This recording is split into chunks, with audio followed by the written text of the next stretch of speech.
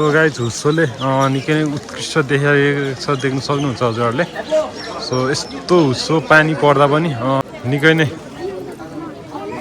भक्तजनहरू देख्न सक्नुहुन्छ, निकै नै व्यापक रूपमा देख्न सक्नुहुन्छ हजुरहरूले। एकदमै धेरै मात्रामा देख्न सक्नुहुन्छ मान्छेहरू चाहिँ। सो गाइज हामी चाहिँ अहिले फेवा लेक जाने प्लान बनाएको थियो, तर यस्तै पानी पर्नको कारण उता पुङदीकोटतिर जाउँ भनेर चाहिँ गरेको र एकदमै हुस्सो लागिरहेको छ। सो देउरालीतिरको भाइब छ हेर्न सक्नुहुन्छ, पुरै हुस्सै हुस्सो छ र बाटो पनि एकदमै पिच त पिचै रहेछ, तर उकालो ओह्रालो चाहिँ बेसरी रहेछ। सो केही छैन, पिच चाहिँ पिचै रहेछ बाटो र हेर्न सक्नुहुन्छ निकै नै राम्रो छ भ्यू। सो बादलै बादल छ र अबको धेरै होइन 12-15 मिनटमा चाहिँ पुङदीकोट पुग्छ र हामी चाहिँ त्यहाँ गएर भेट्नेछौँ र लगभग 4-4.5 किलोमिटर जति रहेछ अब चाहिँ पुङदीकोट पुग्न। र अब चाहिँ हामी जान लागिरहेको छौँ, एकछिन रेस्ट लिएर चाहिँ अब चाहिँ लाग्नेछ। सो बाटो चाहिँ यस्तै हो गाइस, उकालो ओह्रालो छ तर पिच चाहिँ पिचै रहेछ।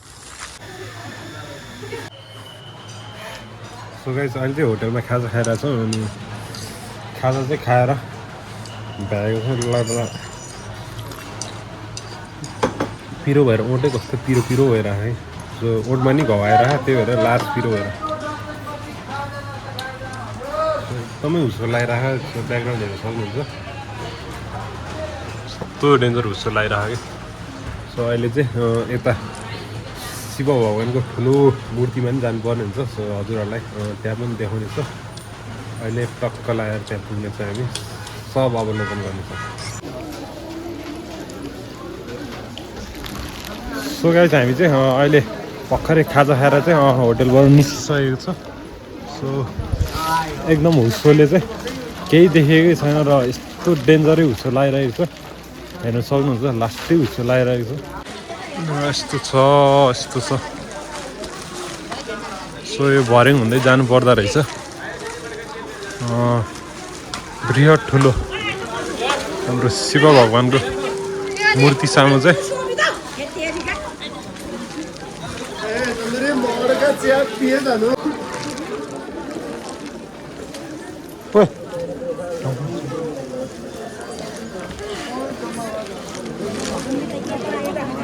सो बृहत रूपमा मान्छेहरू देख्न सक्नुहुन्छ हजुरहरूले चाहिँ। सो एकदमै व्यापक रूपमा मान्छेहरू देख्न सक्नुहुन्छ होइन।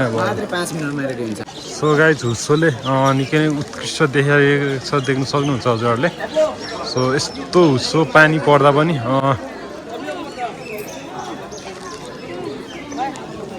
निकै नै भक्तजनहरू देख्न सक्नुहुन्छ, निकै नै व्यापक रूपमा देख्न सक्नुहुन्छ हजुरहरूले। र एकदमै धेरै मात्रामा देख्न सक्नुहुन्छ मान्छेहरू चाहिँ।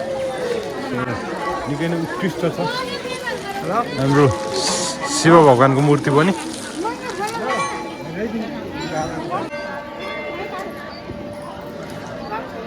भोले बाबाको दर्शनार्थ टाढा टाढाबाट मेश्वर महादेव मन्दिर पोखरा 22 पुगीकोट पाल्नुभएका आमा बुवा दाजुभाइ दिदीबहिनी विद्यार्थी भाइ बहिनीहरूलाई यस पवित्र निर्माण कार्यमा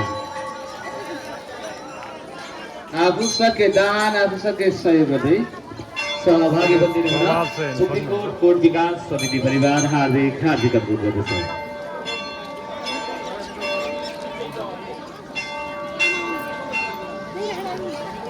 निकै नै ठुलो भइरहेको मूर्ति त बब्बालै ठुलो। सो गाइस अब चाहिँ एकैछिन माथि नै गएर अवलोकन गर्नुपर्ने हुन्छ, किनभने एकदमै हुस्सो लाएर चाहिँ अलिकति कस्तो नदेखेको टाइपको भएको क्या। सो हेर्न सक्नुहुन्छ निकै नै ठुलो छ, हजुरहरूलाई देखाउने नै छ। निकै नै ठुलो हो गाइस। जुत्ता निकाल्नु यार। आई एम रियली सरी यार, जुत्ता निकाल्नु पर्दो रहेछ है। सबै मान्छे खुट्टा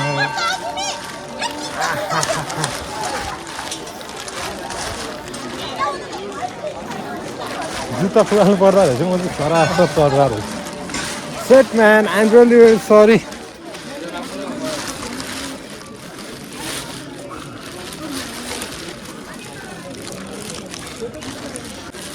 I'm so sorry, I'm so sorry.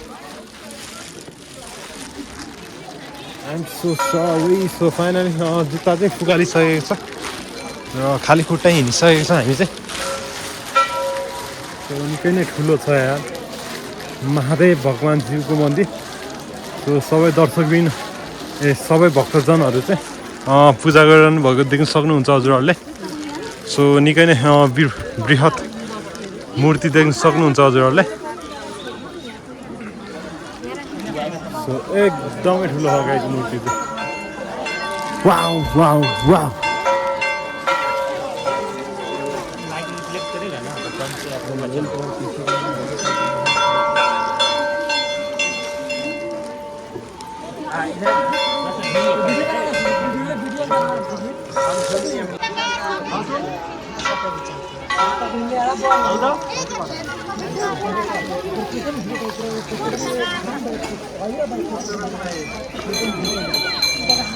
निकै नै व्यापक रूपमा मान्छेहरू देख्न सक्नुहुन्छ सो यस्तो छ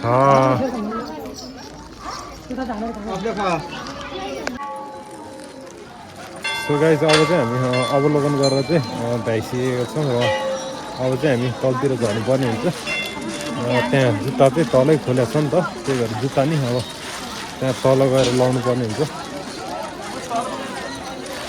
त्यस्तो छ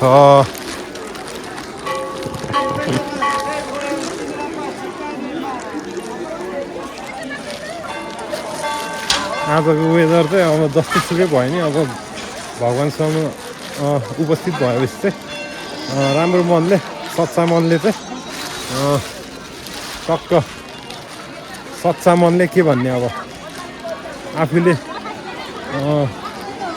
भगवान्लाई दर्शन गर्नुपर्ने हुन्छ सच्चा मनले दर्शन गर्नुपर्ने हुन्छ त्यही नै हो गाइस ल यस्तो छ सो गाइस कुङ्गीनाथ मन्दिरलाई नै अब चाहिँ हामीले बिदाइ गर्नुपर्ने हुन्छ र अब चाहिँ हामी जान लागिरहेको छ पोखरा ड्रिम सिटी र यहाँबाट चाहिँ जान नमन लागे पनि सो जानुपर्ने हुन्छ हामी किनभने अब समयअनुसार चल्नुपर्ने हुन्छ हामी चाहिँ सो त्यही हो गाइस अब चाहिँ हामी यो भर्याङ हुँदै बिस्तारै जानुपर्ने हुन्छ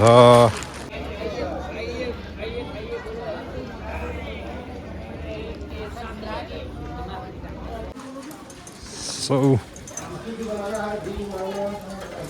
पानी परिरह है यस्तो के भ्यू देख्ला र यार हल्लिँदो रहेछ त यार उतै जाने हो यो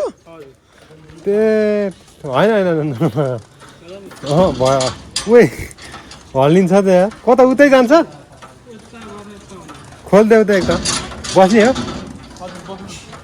बस्ने हो भाइ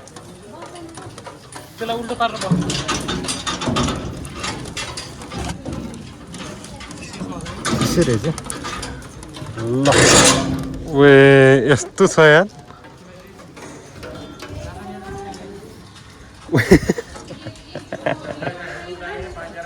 केही देखाएन आज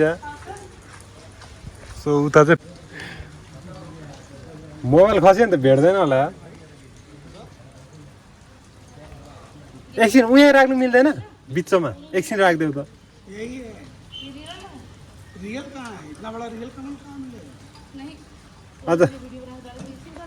अझ यहाँबाट बन्जी नै हान्नु मिल्ने भएको हुन्थ्यो क्या आम्मा के हो गाइज यहाँ यहीँ रोकिदेऊ त उए पानी परेर अलिकति फिक्का झ्याउ लाग्यो क्या भ्यू पनि राम्रो देखेन सो भ्यू चाहिँ हुस्सोले देखाएन गाइज तर डाँडा चाहिँ डाँडै हेर्नु सक्नुहुन्छ सो लास्टै डाँडा हो र त्यता चाहिँ प्यारासुट पनि रहेछ ल यता गर्नु भिजे यार यति उठेर बसिदिन्छ यार पुरै पानीले भिज्दा रहेछ ठ्याट्टेन त यस्तो भिड हो के पुरै भिड छ